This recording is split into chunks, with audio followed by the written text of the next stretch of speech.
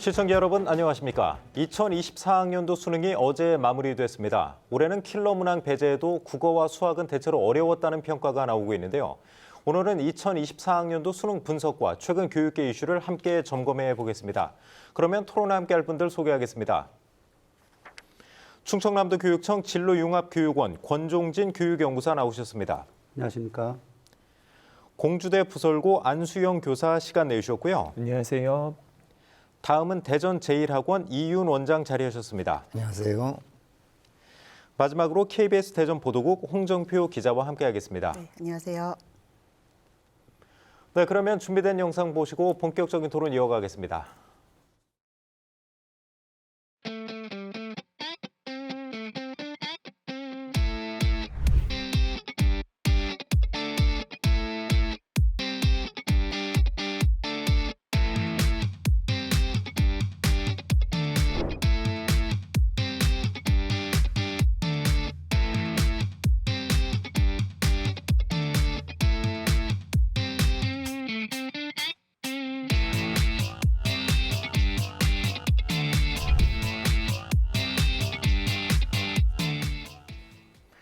네, 2024학년도 수능이 어제 이제 마무리가 됐습니다. 이제 뭐 특별히 수능 한파도 없었고요. 또 이제 4년 만에 그 마스크 착용 의무도 해제가 돼서 이제 학생들이 좀 한결 편하게 좀 시험을 봤을 것 같습니다.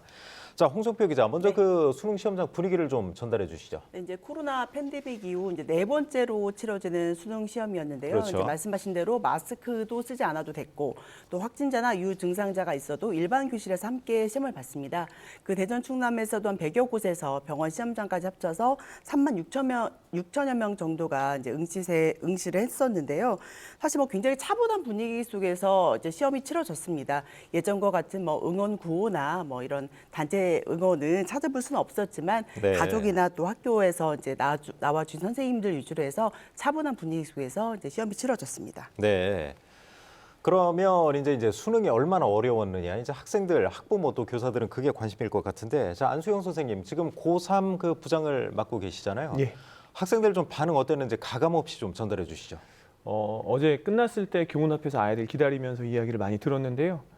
대체로 헛웃음을 많이 지었습니다. 아, 그건 뭐 킬러 문항 배제했다면 좀 쉬워야 되는 거 아닌가요, 올해?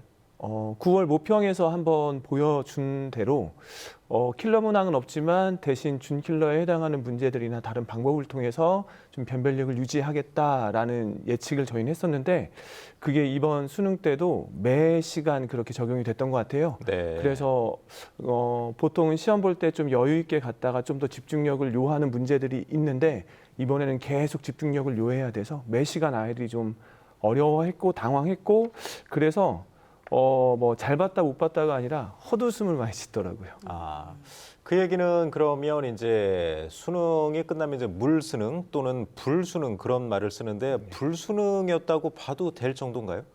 제 생각에는 재작년에 이야기했던 불수능보다도 아이들이 체감하기에는 더 어렵게 느껴지지 않았을까 그래요. 생각합니다. 자, 그럼 재수생들 반응도 좀 알아보겠습니다. 이제 이윤 원장님, 그 N수생들이 사실 이제 올해 수능이 좀 쉬워질 것이다 이런 전망을 하고서 상당히 많은 이제 재수생들이 이번에 시험에 응시했다고 하던데, 자, 재수생들 반응은 좀 어땠습니까? 우선 그 재수생들 같은 경우는 역시 이번에 다시 한번 시험 보려고 하는 학생들이 확실히 뭐 서울에 있는 주요 대학들을 다니는 또 학생들이고 또 이런 메디컬 의대 쪽을 또 다시 한번 또 도전하려고 하는 학생들이다 보니까 네. 일정 정도의 어떤 그런 수능 수준을 갖추고 있지요.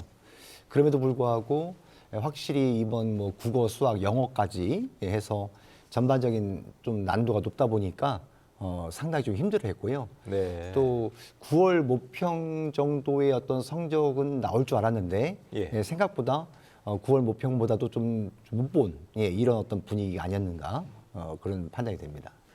전체적으로 학생들이 이제 시험 끝나서 좀 후련하면서도 근데 이제 워낙 어려웠기 때문에 좀 착잡한 마음 그게 좀 교차할 것 같습니다. 자, 이윤 원장님, 그러면 이어서 좀 한번 말씀을 해주시죠. 이렇게 좀 문제가 전체적으로 어려워지고 또 재학생들보다 이제 수능에 강한 N수생들이 대거 이렇게 좀 시험에 참여하면 사실 상위권에서 경쟁이 좀 더 치열해지는 거 아닌가요? 그렇죠. 근데 지금 보게 되면 우리 N수생들의 어떤 그 전략이라는 게 그냥 무조건 뭐 서울에 있는 대학을 가겠다가 아니라 확실한 어떤 자기의 목표 학과를 가지고 지원하는 경향이 많거든요. 네. 그러다 보니까 특히 이제 뭐 의대라든가 뭐 약대, 수의대 이런 메디컬 계열들, 그다음에 또 반도체 학과라든가 이런 유망한 어떤 그런 학과들을 중점적으로 또 노리다 보니까 그 서울에 있는 주요 대학에서 그런 인기 학과들에 대한 경쟁률은 역시 떨어지지 않고 네. 그 부분은 확실한 어떤 그런 최상위권들 학생들의 어떤 경쟁률은 상당히 좀 높아지거나 또 치열해질 것으로 예상이 됩니다. 학생들 아무튼 고민이 좀 많을 것 같습니다. 근데 학생들뿐만이 아니고 이제 진로 진학 담당하시는 분들도 이제 좀 고민이 많으실 것 같아요. 이제 여러 가지 변수가 있으니까. 자, 권종진 연구사님은 좀 어떻게 좀 대비하고 계세요? 네, 일단 대비를 하기 위해서 변수 요인에 대해서 좀 분석이 좀 필요할 것 같습니다. 네. 지금 3년째 수능 재수생들 N수생 이상의 비율이 증가하고 있는데요.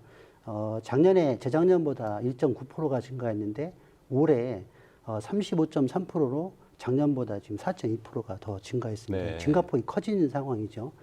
저희가 이제 재수생 비율이 이렇게 높을 때 어떤 현상이 일어나냐면 2020학년도에 교육부에서 서울의 그 16개 대학의 정시 합격생 비율을 좀 요청해서 받은 적이 있습니다. 그 자료가 지금 한번 있는데 그때 12개 대학이 제출을 했고요. 네. 정시에서 수능으로만 뽑은 학생이 60% 이상이 인수생 이상으로 이렇게 그러니까 응시 비율은 30%인데 사실 합격 비율은 60% 이상 되는 비율이 엄청난 상황이고요. 거네요. 예. 그리고 또 두 번째 분석이 좀 필요한데요. 지역적으로 보면 저희가 이제 서울, 경기만 인천도 수도권을 포함되지만 서울, 경기 학생 비율이 44% 정도 됩니다. 네. 근데 그 학생들이 이제 그 서울권에 있는 주요 그 일명 스카이아라고 하는 대학에 71.6%를 합격하고 있습니다.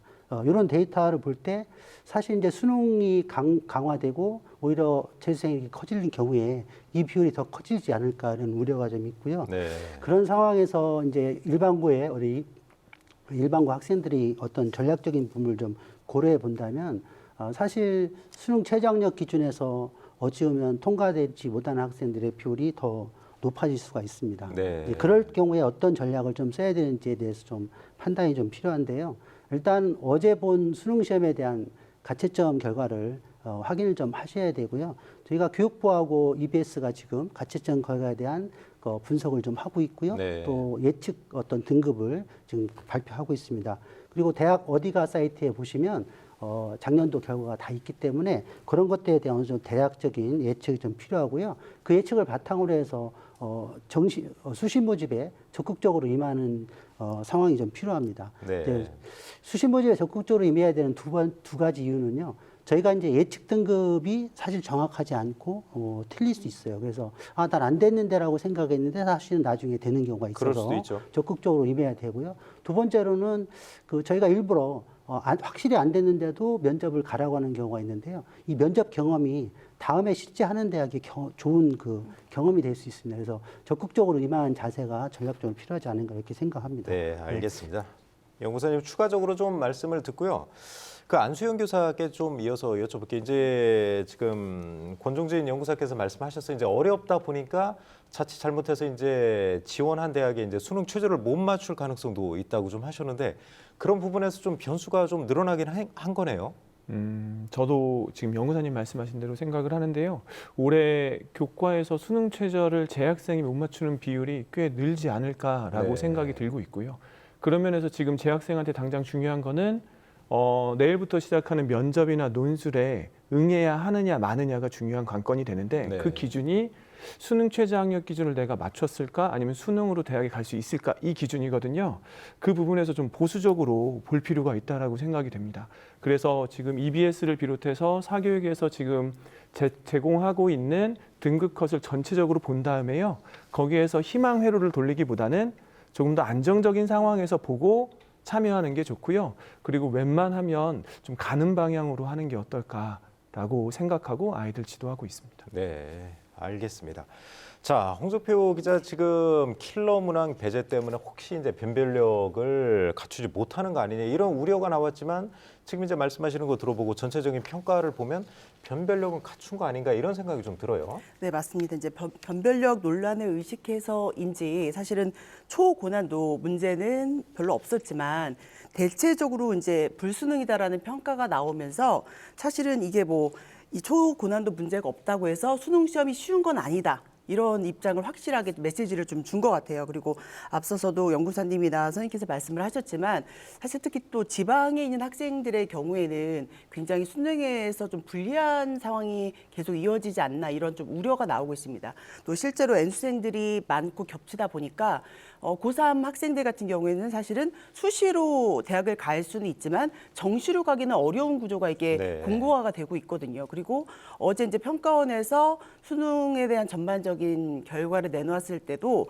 이런 N수생들이 몰리는 것을 고려를 했다. 네. 그러니까 결국에는 N수생들에게 유리한 내용이 시험에 나왔다는 얘기거든요. 네. 그리고 실제로 이제 수능 시험에 있어서도 N생들이 이제 어떤 문제의 어떤 적응력이라든지 뭐 통합적 사고를 요하는 부분에 있어서 더 유리한 부분이 상당 부분이 있기 때문에 이런 부분들이 어떻게 보면은 재학생들에게는 굉장히 불리한 여건으로 작용하지 않았나 이렇게 생각합니다. 네. 자, 이윤 원장님은 이제 과목별로 다 이제 분석을 하셨을 것 같은데 그 수능 출제 경향 좀 어떻게 보세요, 전반적으로? 이번에 역시 교육부에서 이제 킬러 문항을 배제하겠다. 네. 라는 그런 기조하에 문제를 냈는데 따라서 이제 9월 모평 자체가 이제 킬러 문항을 배제한 상태에서 문제를 냈고 그 9월 모평과 과연 이번 수능과는 과연 어떻게 좀 같은가 또는 다른가에 대해서 좀 판단을 좀 해봤는데요. 9월 모평과 크게 다르지는 않았던 것 같아요. 네. 다시 말해서 저희가 그 공교육 내에서의 그런 킬러 문항을 배제하고 어떻게 변별력을 키울 수 있을 것인가에 대한 상당히 좀 의구심이 들었었거든요. 그런데 특히 이제 이번에 국어 같은 경우를 보게 되면 확실히 그런 지문 자체가 뭐 예전 같은 경우에는 너무 길고 또 뭐 난독증에 걸릴 정도로 전문 지식을 요구하는 그런 지문들도 있었습니다. 아, 그래요? 예. 그런데 그 지문 자체를 읽는 데는 뭐 전혀 뭐 어려움이 없었지만 그 지문을 좀 더 정확하게 세밀하게 읽어서 또 그 선지 자체가 상당히 정교하게 좀 만들어졌기 때문에 그 추론적 사고, 그 다음에 그런 어떤 빈파적 사고, 이런 어떤 통합적인 사고력을 요하지 않고 그냥 단순히 어떤 답을 골라낼 수 있는 문제는 아니었거든요. 네. 그건 이제 국어하고 영어가 서로 같은 맥락에서 이해할 수 있고, 그리고 수학도 역시 예전에는 아주 다양한 어떤 개념들을 서로 복합적으로 또 활용해서 문제를 풀어야 되는데 또 그렇게 하기보다는 여기 기본적인 어떤 공교육에서의 개념들을 충실히 그것들을 고민하고 이해한다면 문제를 또 풀 수 있는, 그래서 확실히 이제는 그 어떤 예전에는 수학 같은 경우도 30번 문제 같은 경우에는 뭐 전국에 한 133명 만점자 뭐 이렇게밖에 안 나왔었는데 다시 말해서 막 정말 천재들만 풀 수 있는 네. 이런 문제였다고 한다면 지금은 이제 그런 공교육 내에서 정말 최선을 다해서 열심히 노력하는 학생들에게 보상이 가는 그런 문제로의 어떤 그런 기조가 바뀌지 않았는가 이렇게 좀 판단하고 있습니다. 네. 자, 권종진 연구사님은 좀 어떻게 보세요? 이제 국어, 수학 대체로 어려웠다고 하는데 사실 영어도 되게 까다로웠다 이런 평가도 나오고 있단 말이에요. 전체적으로 좀 어려웠다고 보는 게 맞겠죠? 네, 저도 앞에 원장님 말씀에 좀 동의를 좀 하고요. 수능에 대한 전체적인 평가는 지문이나 제시문들은 이제 정말 어느 정도 평이하고 EBS 연계 50%에 적정했다고 보는데 사실은 이제 정답을 고르는 과정이나 이런 부분들은 좀 어렵게 해서 네. 난이도를 올리지 않나 이게 전체적인 평가 같고요. 수학은 저희가 좀 어려울 수도 원래 9월 달에도 좀 어려웠고 또 그때 이제 만점자가 한 2,500명 나오면서 좀 쉽지 않았느냐 이런 논란 때문에 작년 수능과 올 9월 달에 중간 정도 나올 거라고 예상했는데 그 부분이 어느 정도는 좀 예상대로 된 것 같고요. 국어도 작년 수능이 너무 쉬워서 올해도 어려울 거라고 예상됐는데 저희가 이제 영어가 아까 말씀대로 좀 당황스러웠던 것 같습니다. 학생들이. 네. 사실 영어는 저희가 보통 수능에서 한 7, 8% 정도의 그 1등급 비율을 유지하고 있었는데요. 작년 9월에 이제 4.3%, 37% 정도 나왔습니다. 그래서 네. 그 비율이 조금 올라가는 방향으로 나오지 않을까 이렇게 예상을 했는데 지금 뭐 대체적인 분위기상으로는 4% 내외가 비슷하게 나오지 않을까 네. 이렇게 예상을 하고 있어서 좀 절대평가 지금 시험 취지에 정말 맞는지 좀 약간 의심스러운 부분이 있고요. 전체적으로 보면 이제 평가 EBS에서 시험에 대한 얘기를 할 때도 보면 재수생들의 증가에 대한 그런 난이도 조절을 고려했다고 하는데 사실은 뭐 제가 종합적으로 평가해 보면 잘 됐다고 생각이 됩니다. 네. 근데 이제 이럴 때 저희가 일반고 학생들이 거의 70% 되는 이 일반고 학생들의 중위권 학생들이나 중상위권 학생들을 보면 사실 굉장히 어렵다고 느낄 수가 있어요. 아까 말씀대로 최상위권 문제가 어느 정도는 초고난도 일명 킬러 문항이라는 문항들이 없어지면서 중위권 문제들의 어떤 난이도가 올라간다든가 난이도 하의 문제가 좀 줄어든다든가 이런 상황으로 간다면 사실 중상위권 학생들, 일반고 학생들은 어려운 추세로 가서 네. 오히려 저희가 아까 말한 수시 체제에서 통과하지 못하는 비율, 또 그 점수를 가고 정시를 갔을 때 과연 정시에 좋은 결과를 낼 수 있느냐의 비율. 그러면 재수생이나 초상위권 학생들한테는 유리할 수 있지만 재학생들한테 불리하다면 이건 또 다른 재수생을 만들 수 있는 그런 그렇겠네요. 약간 우려가 있지 않나 이렇게 좀 되고요. 이런 부분들에 대해서 저희가 조금 수능이 정말 변별력이 목표가 되는지 돼야 되는지에 대해서는 좀 교육적 판단이 좀 필요해 보입니다. 네. 예. 그 안수영 선생님은 이제 지금 학교에 있는데 지금 연구사님도 말씀하셨다시피 이제 재수생, N수생들까지 고려해서 좀 변별력을 높였는데 아무튼 일반고, 현재 재학생들 입장에서는 상대적으로 좀 불리할 수도 있는 거잖아요. 오히려 좀 피해를 볼 수도 있는 것 같은데 그런 점에서 좀 고민이 있으시겠어요? 올해 느꼈던 거는 저희가 N수생 비율이 최대다, 역대 네. 최대다라는 게 굉장히 이슈가 됐는데 평가원에서도 그거를 굉장히 고려한 느낌이었어요. 특히 이제 9월 모평에서 국어와 영어는 어느 정도 변별력을 갖췄다. 근데 수학은 만점 비율이 너무 많다라는 피드백을 받았는데 9월 이후에 반수생이 또 굉장히 늘었거든요. 네. 여기가 그런데 최상위권인 경우가 많아요. 네. 보통 서울에 있는 주요 대학이나 메디컬에서 다시 한번 바꾸려는 친구들 때문에 여기에 하나 더 얹은 것 같은 느낌이거든요. 그래서 오히려 이전의 방식대로 준비해왔던 재학생들, 일반고 재학생들에게는 큰 피해, 어떻게 보면 큰 피해일 수밖에 없는 시험이지 않았을까라고 생각을 합니다. 그러면 앞으로 이제 수능 출제 경향이 이런 식으로 좀 계속 유지될 가능성이 있지 않을까요? 계속. 예, 저도 그렇게 생각해요. 그래서 이번에 나왔던 수능에 대한 방식을 그대로 유지하지 않을까. 왜냐하면 킬러 문항이 없었고 변별력은 유지했고 그렇다면 이 추세로 가자가 앞으로의 방향이 되지 않을까라고 생각이 듭니다. 네. 아무튼 공교육의 범위 내에서 수능을 해결할 수 있게 만든다는 게 어떤 수능 개편의 주요 골자였는데 재수생이나 물론 원장님이 계시긴 하지만 재수생이나 N수생이 늘어난다는 것은 그 재수생이나 N수생이 공교육 안에서 교육을 받지는 않잖아요. 네. 오히려 사교육을 조장할 수 있는 어떤 역효과를 내는 그런 부분도 없지 않나 이렇게 생각이 듭니다. 네, 뭐 취지는 좋은데 또 일부에서 이제 이런 부작용이 있을 수도 있고요. 또 이제 재학생들 또 학교에 계신 선생님들 앞으로 이제 입시 전략이나 이제 교육 쪽에서 좀 고민이 많아지실 것 같습니다. 자, 홍 기자. 네. 그런데 이제 수능은 끝났지만 예로부터 이런 말이 있잖아요. 수능이 끝나고 그때부터 이제 본격적인 입시의 이제 시작이다. 앞으로 이제 일정들이 많이 남아 있잖아요. 네, 이제 어떻습니까? 사실은 본격 대입 어떤 그 플레이그라운드에 들어가는 그런 시기인 것 같습니다. 3주 정도 뒤인 12월 8일에 이제 성적이 발표돼서 네. 개인에게 통지가 되고요. 그러면 이제 한 일주일 가량은 이제 수능 최저 기준을 적용한 학교들에서 수시 합격자 발표가 있습니다. 또 정시 모집은 이제 그 수시 합격자가 이제 등록이 마무리되는 1월 초에 1월 3일부터 6일까지는 이제 정시 모집 원서 접수를 하고 있고요. 그래서 이제 1월 9일부터 약 한 달 동안 2월 초까지는 이런 정시 어떤 대입 일정이 정시 전형이 이루어지고 있고 최종 정시 합격자 모집 발표는 최종 정시 합격자 발표는 2월 6일에 이루어질 예정입니다. 그래서 사실은 앞으로도 이제 수험생들이 겪어 나가야 할 과정들이 굉장히 좀 길고 장기 레이스 같다는 좀 생각이 드네요. 네. 저 안수영 선생님 지금 수시 일정도 이번 주말부터 바로 이어지지 않나요? 주요 그런 일정은 어떤 게 있나요? 수시 이후에 남은 일정이라고 하면 실은 면접이나 아니면 논술같이 대학별고사거든요. 네. 그래서 당장 성균관대 같은 경우는 내일부터 면접을 시작을 해요. 쉴 시간도 없네요. 예, 맞습니다. 논술도 시작되기 때문에 앞으로 한 3주 정도는 이제 면접과 논술이 계속 이루어진다라고 보시면 되고요. 그게 끝나면 곧장 이제 성적표가 나오고 이제 네. 정시 상담을 학교에서는 한다라고 생각하시면 좋을 것 같습니다. 네. 자, 그 이윤 원장님도 한번 말씀해 주시죠. 그 대입 전략 전체적으로 이제 올해가 그 문이과 구분 없는 통합 수능 이제 3년 차잖아요. 그 대입 전략 자신에게 이제 유리한 점을 부각을 해야 될 텐데 뭐 어떤 점을 좀 고민해야 될까요?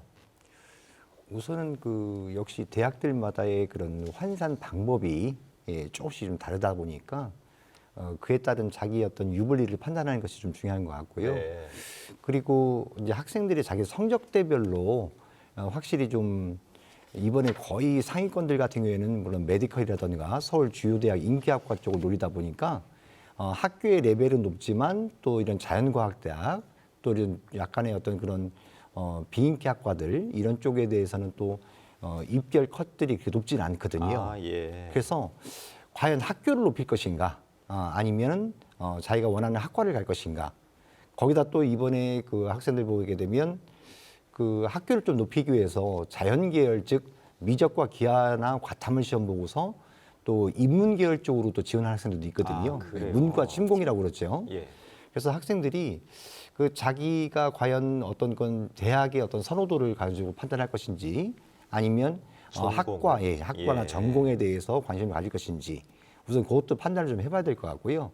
거기다가 그 각 학교마다 또 인문계열, 자연계열의 그런 국어나 수학에 대한 반영비율이 다르거든요. 네. 그리고 이제 과탐도 마찬가지로 사탐과 좀 확연한 차이를 보이고 있습니다. 자연계열 같은 경우는 확실히 과탐에 대한 비중이 높지요. 네. 거기다가 이제 영어까지도 이번에 좀 어렵기 때문에 영어의 감점이 예를 들면 충남대 같은 경우에는 300점 만점에서 감점을 하다 보니까 그 감점이 상당히 큰 폭으로 작용하거든요. 네, 네. 1000점 만점에서 감점하는 것이 아니라 환산 점수 300점 만점에서 감점을 하기 때문에 그런 부분도 좀 신중하게 확인을 해봐야 될 것 같고 또 지금 올해 같은 경우는 서울대라든가 또 충남대 같은 경우에는 이런 탐구에 대한 반영을 단순표점으로 반영하거든요.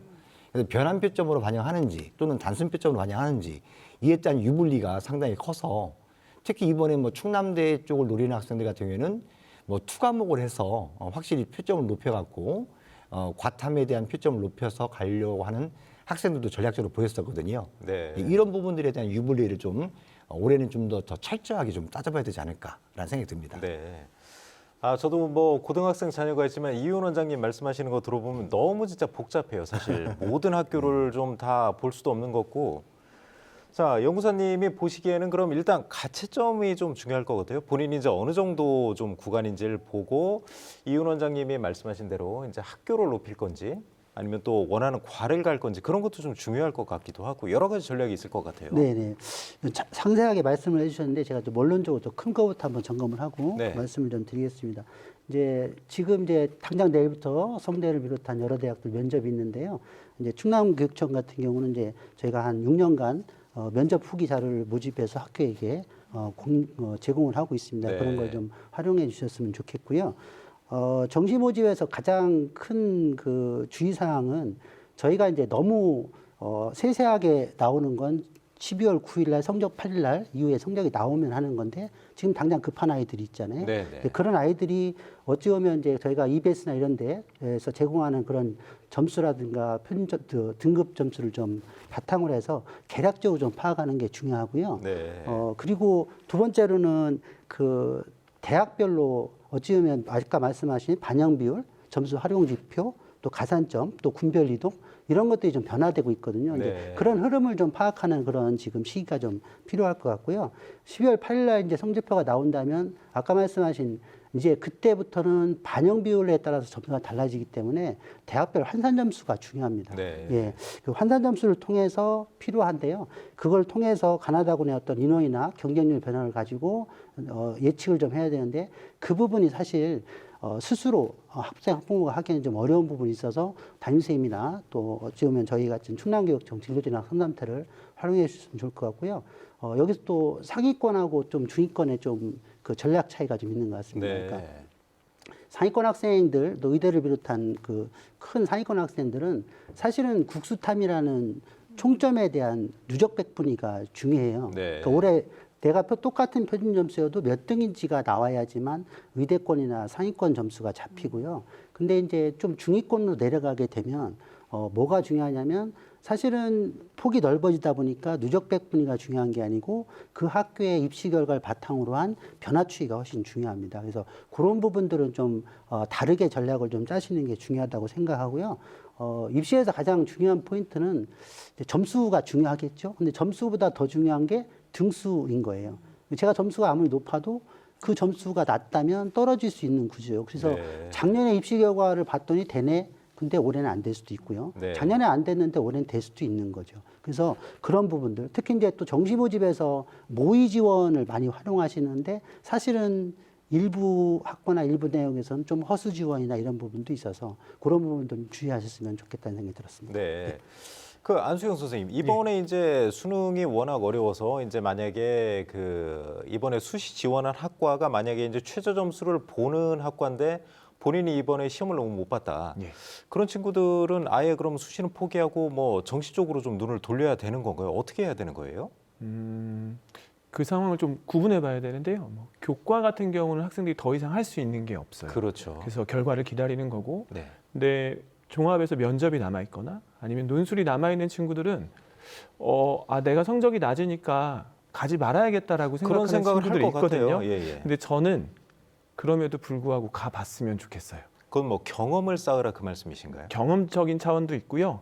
그 상황에서 내가 성적이 낮지만 모두가 낮기 때문에 아. 실은 맞췄네라는 경우도 간혹 있거든요. 그래요. 예, 그래서 갈 수 있으면 가보는 게 어떨까라고 생각합니다. 그럼 면접이나 논술을 통해서 어떤 예. 역전의 기회를 좀 가질 수가 있는 건가요? 역전이 최저가 안 충분히 되더라도? 가능합니다. 특히 면접 같은 경우는 실질 반영 비율이라고 해서요. 보통 20%에서 40%까지도 있거든요. 그렇게 되면 저희는 경험적으로 봤을 때 만약에 실질 반영 비율이 20%다라고 하면 20% 정도의 그 순위 변동이 있다라고 생각을 하고 있거든요. 네. 그렇기 때문에 충분히 역전의 가능성이 있습니다. 그리고 아무튼 하나 지금- 더 거기에 네. 추가를 좀 드리면 면접을 보통 3배수를 좀 뽑는데요. 네. 이제 1배수가 최초합이고 그 다음부터는 이제 추합이라고 하는데 사실은 추합이 2배수, 3배수까지 가는 3배수까지 다 안 갈 수도 있지만 2배수 이상 가는 게 보통이에요. 그러니까 네. 제가 꼭 10명을 뽑는데 30명이 면접했다고 해서 꼭 10등 안에 들어야 되는 게 아니라 15등, 20등이 되기 때문에 충분히 역전의 기회가 있다고 이렇게 판단해 보셔도 될 것 같아요. 예. 아무튼 그 학생들이 분명히 어제 이제 가채점을 했을 거란 말이에요. 그런데 이제 목표했던 것보다 너무 낮게 나왔다고 그런 경우라도 실망하지 말고 일단 좀 예정된 일정 모두 소화하면서 최종 결과 나올 때까지 좀 지켜보는 게 낫다 그 말씀이시죠? 예, 맞습니다. 알겠습니다. 그러면 이제 학교 생활을 좀 알아볼게요. 자, 홍 기자.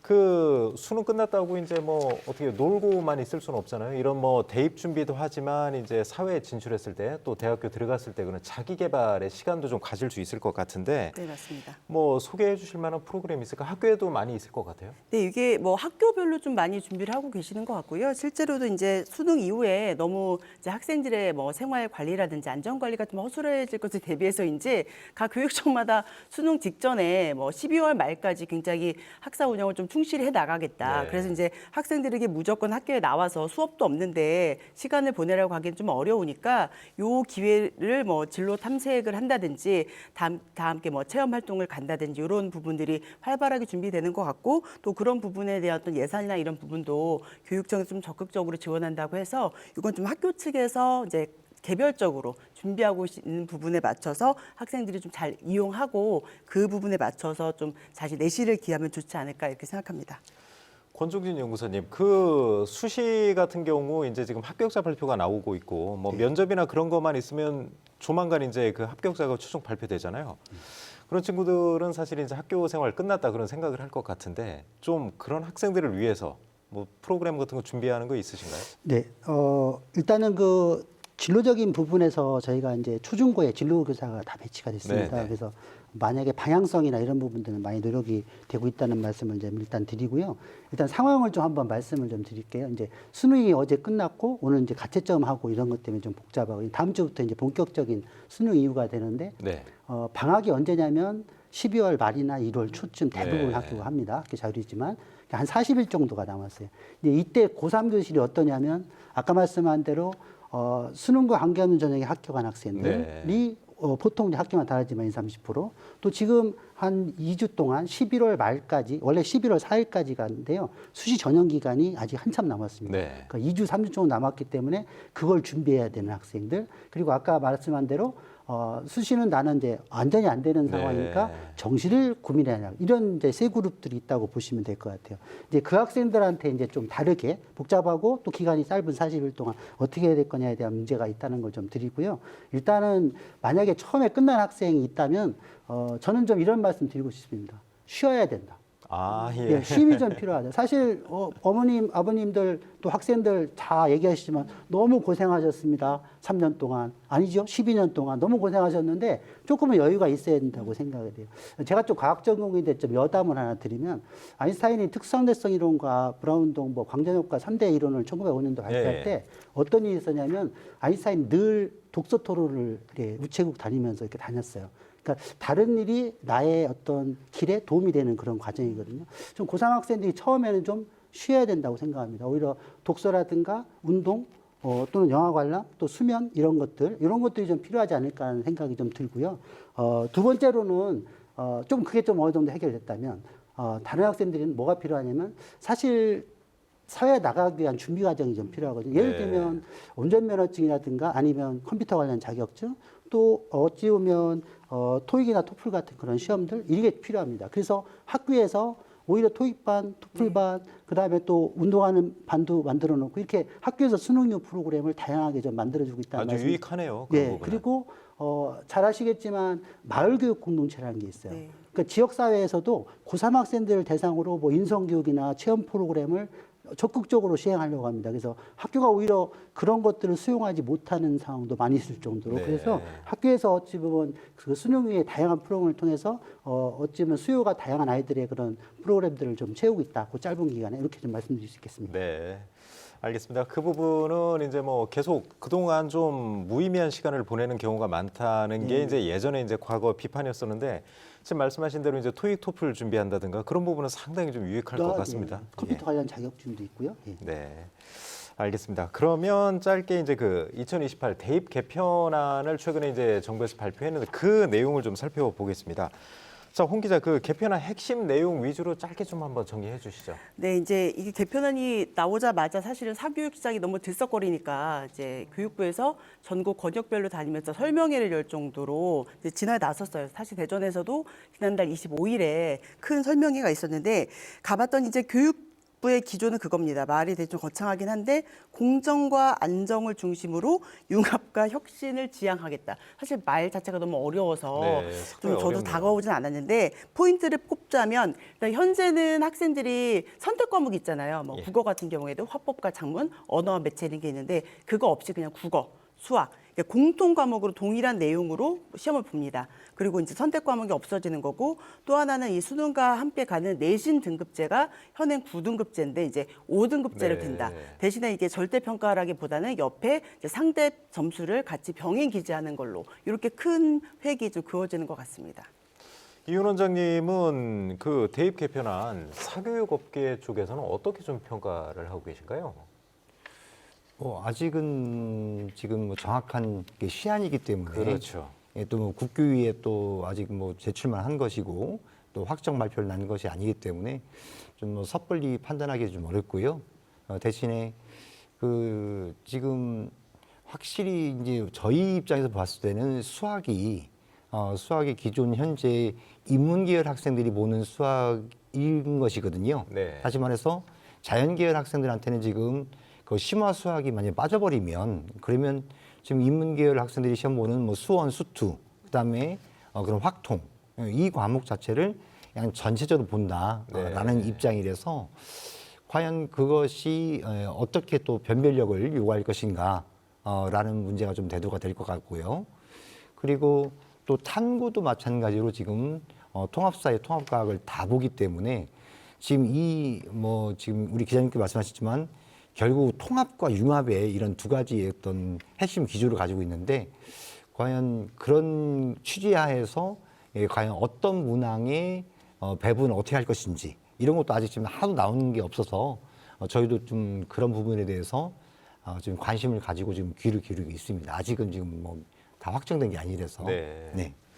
안수영 선생님도 보시기에 이제 사실 큰 줄기 정도 방향성만 제시된 상태인데 이 상황에서만 봐도 이제 고교 학점 제하고는 좀 엇박자 안 한다 이런 비판도 좀 있고 있단 말이에요. 예. 그 학교에서는 좀 어떻게 보고 계세요? 이 부분도 이제 이게 적용되는 학생들이 지금 중학교 2학년 학생들이거든요. 그래서 지금 고등학교 안에서는 실은 여기에 대한 논의가 활발하게 이루어지지는 않습니다. 네. 오히려 중학교 학생이나 학부모님들께서 문의하시는 경우가 많아요. 이런 경우를 어떻게 대응하고 대처해야 되느냐라고 이야기를 하시는데 그런 면에서 고등학교에서는 지금 대입의 상황에서 얘가 어떻게 적용할지를 가지고 이제 말씀을 드리거든요. 그러한 상황 때문에 지금 되게 혼란스러운 게 사실이고요. 그러한 상황에서 고교학점제의 원래 취지는 학생들의 어떤 자유로운 선택과 그렇죠. 그 절대평가를 통해서 경쟁이 아니라 자기 자신과의 어떤 스스로의 도전적인 차원으로 바꾸겠다라는 건데 그런 부분의 취지에 적합하지는 않지 않을까. 그게 사실이지 않을까라고 생각됩니다. 네. 그 연구사님은 좀 어떻게 보세요? 예, 저희는 그 교육청 입장에서 좀 말씀을 좀 드려야 될 네. 것 같습니다. 그저께 11월 14일 날 저희가 교육감 협의회에서 뭐 보도 자료를 발표했는데 혹시 보셨나 모르겠습니다. 개편 시한에 대한 저희 개선 요구안을 좀 제출을 했는데요. 저희가 볼 때는 이제 아까 앞에서 말씀을 많이 하셨으니까 고교학점제에 대한 취지를 좀 약간 훼손할 가능성이 크고요. 또 내신은 5등급제에 대한 선진화가 맞습니다. 근데 이제 수능이 9등급제로 유지되는 그 차이를 어떻게 극복할 것이냐에 대한 문제, 그 문제가 좀 심각한 문제라고 생각하고요. 수능에 대한 어떤 쏠림 현상이 더 강화되고 학교 현장은 수능에 대한 문제풀이식 교육이 반복될 가능성이 높기 때문에 그 부분은 굉장히 우려스럽다고 생각해서요. 네. 저희 교육감협의회에서 발표된 자료에 대한 한 4가지 정도의 주요 내용인데 그거를 좀 한번 말씀드리면 네, 저희가- 간략하게 한번 예, 해주시죠. 간략하게 말씀드리겠습니다. 첫 번째는 이제 수능 상대평가를 절대평가로 전환할 것을 저희가 제안을 좀 드렸고요. 수능의 영향이 강력하기 때문에 교육과정 운영에 어려움이 있기 때문이고요. 둘째는 약간 이제 심화 수학 신설에 대한 부분은 좀 신중하게 접근할 필요가 있다는 말씀을 드렸고요. 세 번째는 고교 내신을 전과목 절대평가로 전환하는 것을 저희가 제안을 좀 드렸습니다. 오히려 아까 학점제 취지에 대한 부분하고 동일한 이유고요. 네 번째는 저희가 3학년 2학기 운영에 대한 부분을 좀 말씀드렸는데 수시와 정시의 통합을 통해서 3학년 2학기까지 반영을 하고 대입점을 네. 누르는 바에서 이렇게 4가지 정도 이렇게 제안을 좀 드렸습니다. 네. 근데 이제 교육부에서는 그 내신을 절대평가로만 했을 때 이제 점수 인플레에 대한 얘기를 많이 하더라고요. 그래서 결국엔 절대평가로 가는 건데 이렇게 상대평가를 병기함으로 인해서 약간 좀 안정적인 정착을 돕는 거다 이런 얘기를 하는데 이게 맞는 건가요? 또 궁금하기도 합니다. 네, 현장에서 반응을 한번 얘기 말씀하시죠.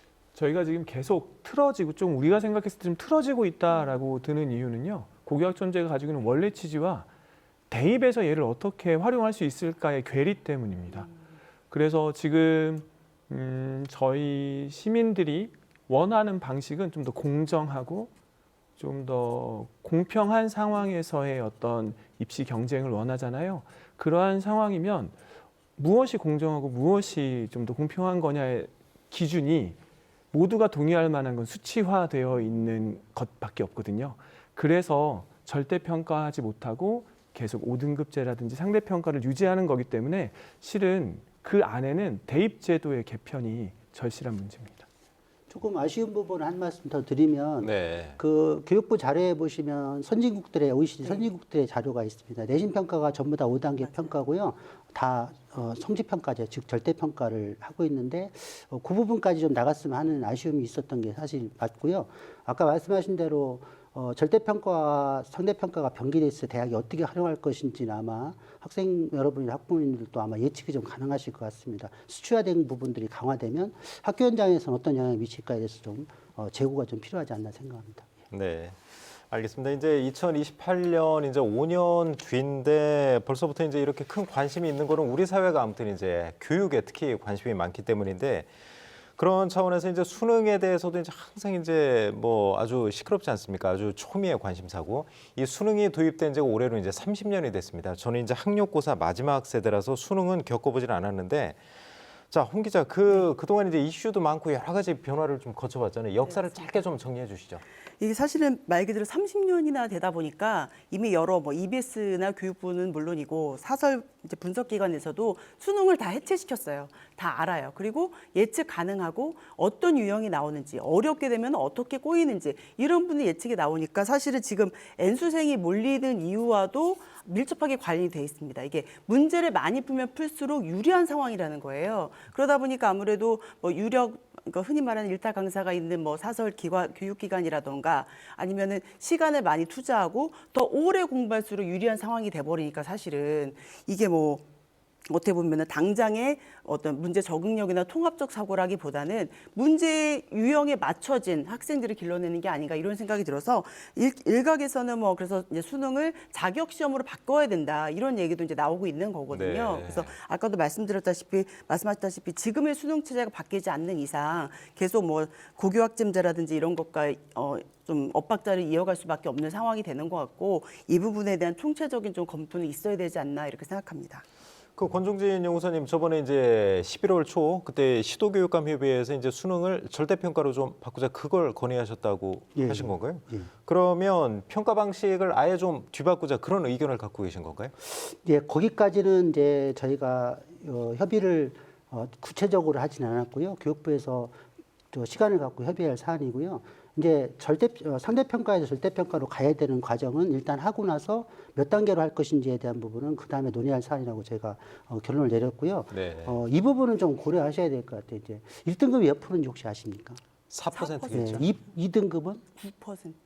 11%까지니까 7%입니다. 네. 내용적으로는 3등급은 23%까지니까 12%예요. 그러니까 예. 사실은 1, 2, 3등급이라는 게 상위 23%, 23매라고 보시는데 이걸 9등급으로 너무 촘촘하게 아이들 나누면서 경쟁을 심화시킨 부분들 그렇죠. 이 부분들이 저희가 문제가 되고요. 아이들은 3등급 이내에 안 들면 수능이든 내신이든 이 부분에 대해서 내가 좋은 대학 또는 수도권 대학을 못 간다는 그런 강박관념 이런 것들을 좀 여유 있게 해서 다른 것들에 대한 교육에 투자할 수 있는 여력을 줘야 되는데 이 9등급제가 너무 촘촘하다 보니까 학생들한테 주는 압박이 너무 크다는 부분도 좀 있고요. 네. 또 이게 결국에는 논술 수능에 도입이 안 되면서 사실은 오지선다를 맞추는 아까 말씀하신 스킬적인 부분에 대한 부분들이 강조되는 사실 저희가 우스갯소리로 저도 교사 출신이지만 그 문제를 만약에 그 시간 동안 풀려면 100점을 다 모든 시험을 100점을 맞을 수 있을 것이냐에 대한 문제라면 솔직히 자신이 없습니다. 네. 예. 그러니까 그런 부분에서 교육적으로는 풀어낼 수 있지만 시간적으로는 어려울 수 있는 이런 문제들이 과연 이게 교육적인지에 대한 부분을 좀 고려해 보셔야 될 것 같아요. 수능이 대입에 너무 절대적인 영향을 미치고 있습니다. 즉 대학의 서열화를 공고히 하고요. 그 점수에 맞춰서 꼭 가야 된다는 이런 것들 때문에 저희가 사실은 교육이 너무 수능에 매몰되고 연결되면서 미래인재라든가 이런 부분들이 좀 약화되는 게 아닌가 이런 생각을 좀 가지고 있습니다. 예. 이 부분에서 이윤 원장님도 짧게 한번 짚어봐 주시죠. 이제 새로운 평가 방식을 좀 도입해야 되는데 이런 여론이 좀 있단 말이에요. 어떻게 좀 보세요? 이번에 그 고교 학점제 이제 중학교 2학년부터 고교 학점제라든가 또 2028 또 수능 개편안이라든가 나왔는데 지금 우리 또 앞서 하셨지만은 이런 어떤 너무 과열화된 그러니까 학생들 줄 세우기식의 이런 교육 자체가 지양돼야 될 것은 맞는데요. 근데 이게 또 한편으로는 이런 식의 어떤 그 입시 제도가 과연 또 대학교에서는 또 어떤 식으로 받아들일 것인가 이게 상당히 좀 중요하거든요. 네. 결과적으로 고등학교에서는 이런 어떤 공정성 방안을 강화해서 학생들을 또 가르치고 또 그런 살피는데 또 대학교에서는 또 이런 어떤 교육부의 발표안을 어떤 식으로 받아들여서 예를 들어서 뭐 수능이라든가 내신 자체가 상당히 또 간소화된다면 또 학교에서는 또 역시 지금처럼 또 뭐 논술이라든가 면접에 대한 이런 어떤 본고사 형식의 또 시험을 강화할 수도 있거든요. 이런 부분들이 그 고등학교의 어떤 그런 정책과 대학교에서의 선발 방법들이 상당히 좀 유기적으로 이루어져서 좀 미래지향적인 교육이 필요하지 않을까라는 생각이 듭니다. 네, 알겠습니다. 이제 토론 마무리할 시간인데 뭐 시간이 금방 지나갔네요. 그 한 분씩 이제 그 시험 보느라 고생한 그 수험생 또 학부모들에게 당부의 말씀 좀 짧게 한번 부탁드릴게요. 안수영 선생님부터 말씀해 주시겠어요? 예.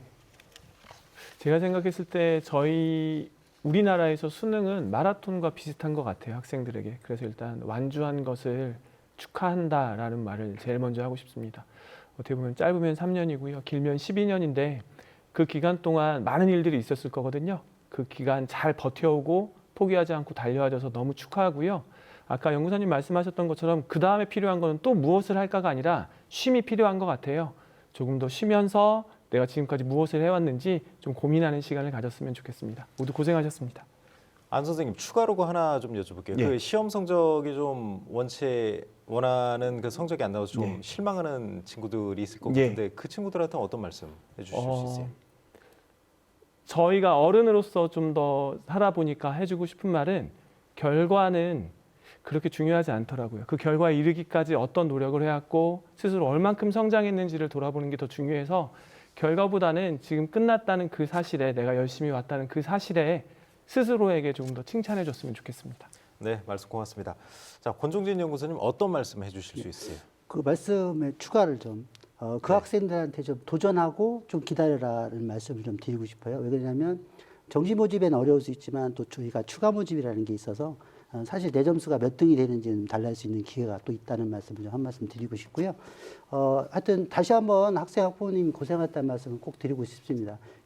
제가 한 3가지 정도만 좀 간단하게 말씀 좀 네. 드리겠습니다. 이게 입시라는 게 빨리 가는 게 이기는 게 아니라 오래 가는 게 이긴다 이런 말씀이 있습니다. 지금 이제 수능이 끝났지만 수시에서 조급하게 끝내려고 하는 경향들이 좀 있었고요. 또 원서 전날에 미리 접수하는 학생들, 좀 경쟁률 좀 보고하는 것들, 또 추가 모집을 고려하지 않고 또 재수를 빨리 결정하는 학생들, 이런 학생들이 있어요. 아까 말씀대로 그런 부분들을 조금 기다려보면서 검색을 해야 되는데 사실 점수가 나온 상황에서 점수를 뒤집을 수 없다면 조금은 그 점수를 어떻게 할지에 대한 분석 과정이 좀 필요하다는 말씀을 좀 드리고 싶고요. 두 번째는 이제 그런 부분에서 세세한 부분에 좀 도움이 좀 필요한데요.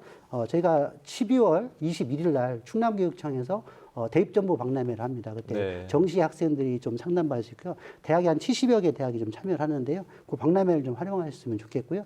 또 그 전에 좀 필요하시다면 저희 충남교육청 진로진학 상담센터에 방문하셔서 5개 권역에 좀 나눠져 있으니까 방문하셔서 활용하시면 저희가 화요일, 목요일은 야간에도 하고요.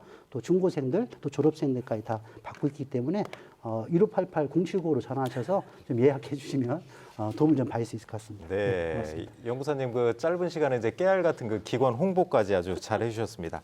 자, 이훈 원장님 어떤 말씀 해주실 수 있을까요?